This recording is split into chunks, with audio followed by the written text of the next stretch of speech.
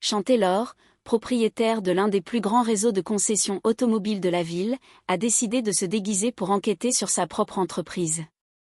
Il a découvert que des clients étaient traités de façon cruelle par un directeur avide. Lorsque Deon a révélé sa véritable identité et pris une décision inattendue, personne ne se doutait que cela marquerait le début d'un changement qui allait impacter des milliers de personnes. Musique. C'était une froide matinée et Deon Taylor gara une voiture ordinaire devant sa concession principale. Il portait un jean, une veste banale et des bottes déjà bien usées.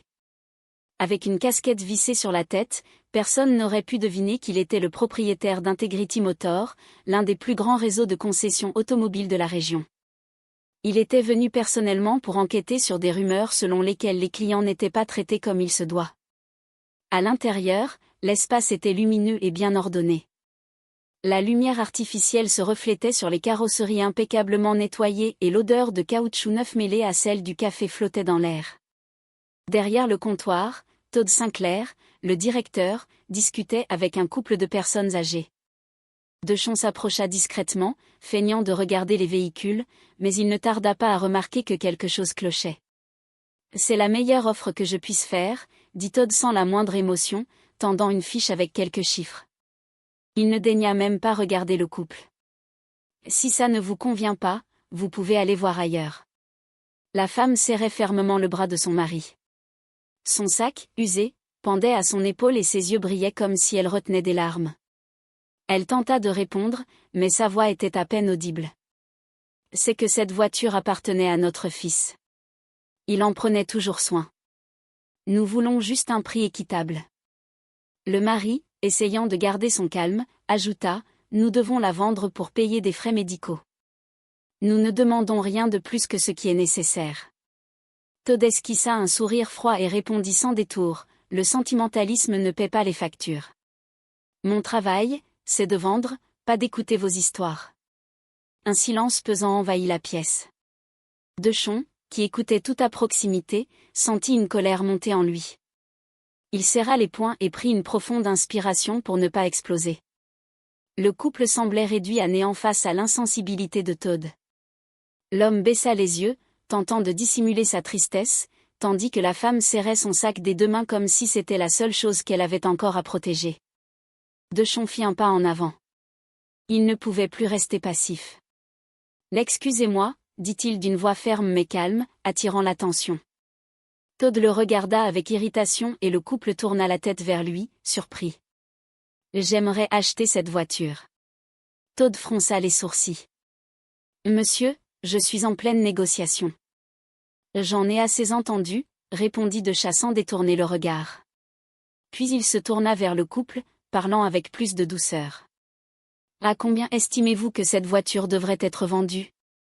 La femme échangea un regard hésitant avec son mari. Après quelques secondes, elle répondit d'une voix timide, « 15 000 $ suffirait, juste assez pour couvrir les frais médicaux. Pas besoin de plus. » L'affaire conclue, déclara DeSean en sortant son téléphone pour effectuer le virement sur le champ. Todd se mit à bafouiller des excuses sur les règles et les procédures, mais Deon l'ignora. Il serra la main du mari, qui semblait ému, tandis que la femme, incapable de contenir son émotion, laissa échapper quelques larmes. « Un autre fils adorait cette voiture, » dit-elle, la voix tremblante.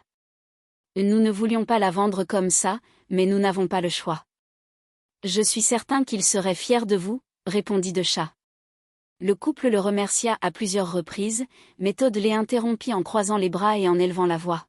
« Et pour qui vous prenez-vous à interférer dans cette vente ?» DeSean retira lentement sa casquette et le regarda droit dans les yeux. « Mon nom est Deon Taylor, » déclara-t-il clairement. « Et cette concession m'appartient. » Le directeur, blême, fut figé par la stupeur. Un silence total envahit la pièce. DeSean fit un pas en avant, résolu. « Je veux une réunion avec tous les employés dans 1 heure. » La salle de réunion de la concession était bondée. Tous les employés avaient été convoqués et une tension palpable flottait dans l'air. Des murmures résonnaient dans la pièce tandis que les vendeurs, les mécaniciens et le personnel d'accueil échangeaient des regards méfiants. Au centre de la salle, Todd Sinclair, encore rouge de honte après la révélation publique, croisait les bras, tentant de conserver une posture fière. Dechon Taylor entra sans cérémonie. Todd, commença Dechon sans le quitter des yeux. Vous êtes renvoyé, vous pouvez partir immédiatement. Todd lâcha un rire bref, teinté de cynisme. Vous pensez savoir ce que vous faites, n'est-ce pas? Ce lieu ne survivra pas sans moi. Les clients veulent des prix bas et cela demande des sacrifices. Cet endroit survivra car la base de toute entreprise, c'est la confiance, rétorqua de Chamement. Et vous l'avez détruite. Todd balaya la salle du regard, cherchant un soutien parmi ses collègues, mais personne ne bougea. Il ramassa son manteau d'un geste brusque et quitta la pièce en claquant la porte. Lorsque le silence revint, Dechon prit une profonde inspiration et se tourna vers l'assemblée. Je sais que beaucoup d'entre vous ont peur de ce qui va se passer maintenant, dit-il. Et je comprends, mais les choses vont changer, et pas seulement dans cette concession, mais dans toutes les concessions Taylor. À partir d'aujourd'hui, transparence et respect des clients ne seront plus de simples mots, ce seront des règles. Un des vendeurs, un grand homme portant un costume impeccablement repassé, leva la main. Monsieur Taylor, avec tout le respect que je vous dois, si nous changeons le système de commission, comment allons-nous gagner notre vie? La plupart d'entre nous dépendent des grosses commissions que nous obtenons avec les ventes. J'y ai réfléchi, répondit Dechon en hochant la tête. Le nouveau modèle récompensera la satisfaction des clients. Plus ils se sentiront bien traités, plus vos récompenses seront élevées. Cela signifie arrêter de forcer la main avec des frais inutiles et des contrats bourrés de petites lignes. Une autre employée, une femme d'âge moyen du service financier, fronça les sourcils. Et si les clients n'aiment pas ce nouveau système, comment allons-nous concurrencer les autres concessions qui continueront de fonctionner comme avant? Je ne m'attends pas à ce que cela fonctionne immédiatement, admit Dechat. Mais si nous traitons les gens avec honnêteté, ils reviendront. Ils recommanderont nos services à leurs amis et à leurs familles. Et quand ils réaliseront qu'ils peuvent avoir confiance ici, ils ne chercheront par ailleurs. C'est ainsi qu'on construit quelque chose de durable. Les réactions furent mitigées. Certains employés semblaient enthousiastes à l'idée de ce changement, tandis que d'autres croisaient les bras, visiblement sceptiques. Après la réunion, Dechon passa l'après-midi dans le bureau de la direction à consulter d'anciens dossiers. Il demanda qu'on lui apporte toutes les plaintes de clients des dernières années. Il y avait des piles de papier et chaque histoire semblait plus injuste que la précédente. Une affaire attira particulièrement son attention. Une femme nommée Patrice avait acheté une voiture d'occasion il y a 2 ans.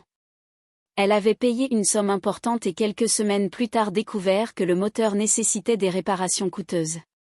Bien qu'elle ait demandé de l'aide, la concession avait refusé de couvrir les frais, affirmant que le problème n'était pas mentionné dans le contrat. Dechon lut les annotations de Todd à l'époque. Il était évident qu'il connaissait le défaut, mais avait vendu la voiture quand même. « Donnez-moi ses coordonnées », ordonna Dechon à son assistant. « Je veux régler cela personnellement. » Le lendemain, il se rendit chez Patrice. C'était une maison modeste avec un jardin bien entretenu. Lorsqu'elle ouvrit la porte, elle parut surprise de voir un inconnu devant chez elle. « Puis-je vous aider ?» demanda-t-elle avec méfiance. « Je m'appelle Dechon Taylor », répondit-il en tendant la main. « Je suis le propriétaire de la concession où vous avez acheté votre voiture il y a 2 ans. Je suis ici pour réparer une erreur. » Patrice resta silencieuse quelques secondes, tentant de comprendre. « Je suis désolé, mais je ne comprends pas. » Dechon expliqua la situation, précisant qu'il avait étudié son dossier et que l'entreprise allait lui rembourser intégralement les frais qu'elle avait engagés pour réparer le moteur. Pendant qu'il parlait, elle porta une main à sa poitrine, les yeux remplis de larmes.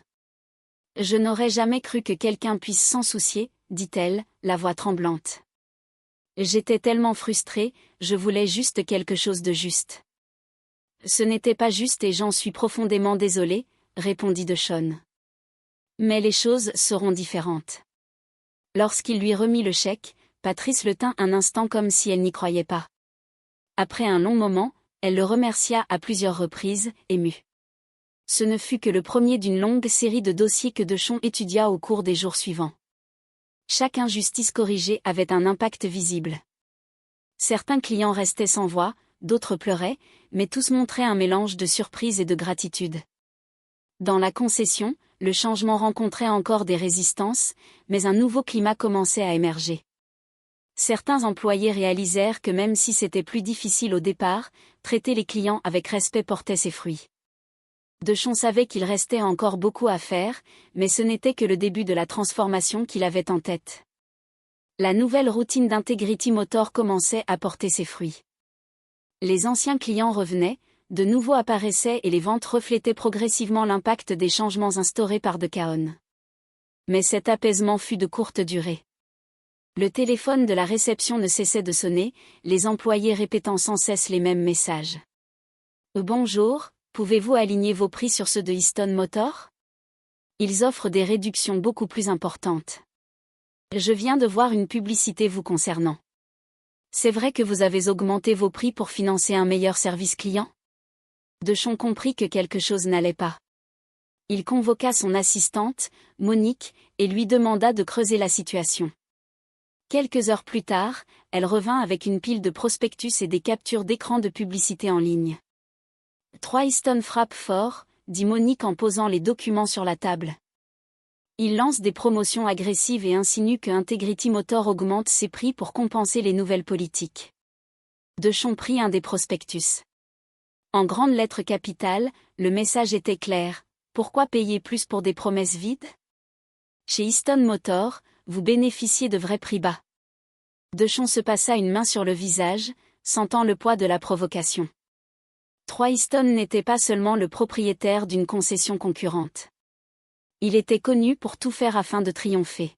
« Il veut nous pousser à bout pour que l'on abandonne », dit Deschamps en regardant Monique. « Mais nous ne reculerons pas. Je veux savoir ce qu'il y a réellement derrière ces promotions. » Le lendemain, un fidèle client d'Integrity Motor, un homme nommé Carlos Orti, entra dans la concession avec une démarche hésitante. Il tenait un des prospectus de Easton Motor et semblait mal à l'aise. « Deschamps, je peux te parler ?» demanda-t-il. « Bien sûr, Carlos », répondit Deschamps en l'accompagnant dans un coin plus calme. « Qu'est-ce qui se passe ?» Carlos soupira en posant le prospectus sur la table.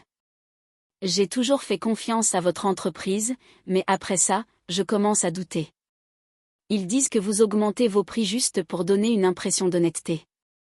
C'est vrai ? » La question était directe et le ton de Carlos sérieux. Déon savait qu'il devait être transparent. « Carlos, je ne vais pas te mentir. Oui, certaines promotions que nous avions auparavant ont été supprimées car nous avons décidé d'être justes dès le départ. Chaque prix que tu vois maintenant est le vrai, sans frais cachés ni surprise. Quelqu'un essaie de manipuler les gens pour leur faire croire le contraire. »« Mais ces prix bas qu'ils proposent ?» demanda Carlos. « C'est difficile de les ignorer. »« Des prix bas accompagnés de contrats remplis de pièges », répondit Deschamps. « Il peut vendre à perte aujourd'hui, mais il récupérera son argent par d'autres moyens. » Carlos resta pensif. « J'ai toujours cru en toi, Deschamps. Je ne veux simplement pas regretter ma décision. » « Je comprends, Carlos. Sache seulement qu'ici, ce que tu vois est ce que tu obtiens. Si quelque chose ne va pas, nous corrigeons. C'est ça la différence. » Carlos serra la main de Déon et quitta la concession sans donner de réponse définitive, laissant une atmosphère d'incertitude. Plus tard dans la journée, Monique revint avec de nouvelles informations. « Deschamps, nous avons trouvé quelque chose. Un client qui a acheté chez Easton Motor il y a quelques mois est revenu ici pour se plaindre. Ils lui ont ajouté des frais supplémentaires après qu'il ait signé le contrat. C'était exactement le genre de preuve dont DeSH avait besoin pour agir. Il convoqua son équipe marketing et prépara une réponse soigneusement élaborée. Le lendemain, Integrity Motor lança sa propre campagne. Dans des publicités en ligne et sur les réseaux sociaux, le message était clair: faire des promesses, c'est facile, mais tenir des engagements, c'est difficile. Chez Integrity Motor, ce que vous payez est ce que vous obtenez, sans mauvaise surprise. Mais 3 Easton ne resta pas les bras croisés. Il commença à répandre des rumeurs encore plus explicites. Dans une publicité vidéo, il déclara: « Certaines entreprises promettent l'honnêteté, mais en réalité, elles ne tiennent pas la pression. Chez Easton Motor, nous faisons les choses différemment. » La tension monta d'un cran lorsque, quelques jours plus tard, Troy se présenta à la concession Taylor. Il entra comme s'il était chez lui, accompagné de 2 assistants. DeShaw Taylor, dit-il avec un sourire sarcastique. Je me suis dit qu'il était temps de venir voir cette fameuse révolution de mes propres yeux. DeShaw, qui était dans son bureau, fut immédiatement averti et descendit. En voyant Troy dans le showroom, il aborda la situation avec un ton direct. « Qu'est-ce que tu veux, Troy ? » « Je veux savoir jusqu'où tu comptes aller avec cette mascarade, » répondit Troy, les mains dans les poches. « Tu crois vraiment que les gens vont avaler cette histoire d'honnêteté dans le monde des affaires ? Ils veulent juste le meilleur prix. Point final. »« Je pense que les gens veulent être traités avec respect, » rétorqua DeShaw. « Et si cela signifie perdre des clients qui ne pensent qu'au prix, alors je l'accepte. » Troy éclata de rire en secouant la tête. « Et tu es tellement naïf, Taylor. Le marché ne fonctionne pas comme ça. »« Peut-être que le marché a besoin de changer, » répliqua DeShaw. Troy fit un pas en avant, baissant la voix. « Et tu joues avec le feu, DeShaw. Je peux te ruiner avant même que tu ne comprennes ce qui se passe. » DeShaw resta calme, mais son regard trahissait une détermination inébranlable.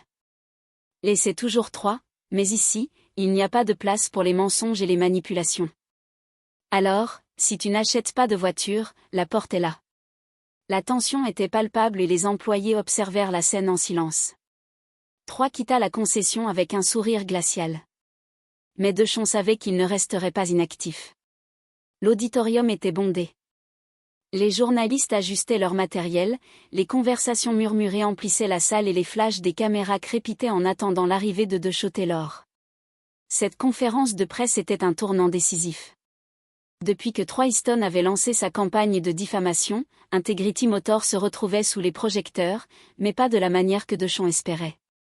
Il savait que c'était sa chance de renverser la situation une bonne fois pour toutes. DeShaw entra sur scène d'un pas rassuré. Il portait un costume simple, mais son expression dégageait une confiance inébranlable. Il s'arrêta devant le micro, balaya la salle du regard, puis commença à parler. « Merci à tous d'être ici aujourd'hui. Ces derniers mois, mon entreprise a été la cible d'accusations et d'attaques qui ont remis en question nos principes. Mais je ne suis pas ici pour attaquer qui que ce soit. Je suis ici pour défendre ce en quoi je crois. » Un silence s'installa dans la salle. DeShaw prit une profonde inspiration avant de continuer. « J'ai fondé Integrity Motors parce que je sais, ou du moins, que le marché automobile avait besoin de changement. J'ai vu des familles se faire arnaquer, des gens sacrifier leurs économies pour des contrats injustes. J'ai vu ma propre mère pleurer parce que la voiture que nous avions achetée avec tant d'efforts est tombée en panne quelques jours plus tard et que le concessionnaire nous avait tourné le dos. » Sa voix devint plus ferme. « Je me suis promis que si un jour j'en avais l'occasion, je ferais les choses différemment. Peu importe ce que l'on dira, je ne renoncerai pas à cet engagement. Et je sais qu'il y a des gens ici et ailleurs qui comprennent cela, car ils ont eux aussi été victimes d'injustice. » Un journaliste leva la main. « Monsieur Taylor, comment répondez-vous aux allégations de Troy Easton selon lesquelles vos prix seraient gonflés et votre transparence ne serait qu'une façade ?» DeShaw regarda directement le journaliste sans hésitation. « Les prix chez Integrity Motors reflètent exactement ce que vous payez pour votre voiture, sans frais cachés ni pièges. La transparence n'est pas une façade, c'est un choix. Troy Easton préfère tromper les gens avec des offres alléchantes mais qui dissimulent des pièges dans les contrats. Je refuse de suivre cette voie. » Soudain, un homme dans le public se leva. Il semblait nerveux mais déterminé. « L'excusez-moi, puis-je dire quelque chose ?» demanda-t-il d'une voix tremblante. Les journalistes commencèrent à chuchoter et DeShaw lui fit signe de continuer. « Je m'appelle Kevin. J'ai travaillé chez Easton Motors pendant 5 ans, déclara-t-il en tenant une chemise remplie de documents. J'ai quitté mon poste parce que je ne supportais plus ce que je voyais, des contrats truqués, des voitures défectueuses vendues comme neuves. Et le pire, c'est qu'on faisait en sorte que les clients se croient en tort. » Kevin s'avança jusqu'à la scène et tendit la chemise à DeShaw. « Voici des preuves, des contrats falsifiés, des messages de Troy ordonnant au directeur de cacher les défauts des véhicules. Tout est là. » L'auditorium explosa de murmures. Certains journalistes prenaient des photos des documents tandis que d'autres enregistraient chaque mot. Deschamps prit la chemise, regardant Kevin dans les yeux. Merci d'avoir eu le courage de venir ici aujourd'hui, dit-il sincèrement.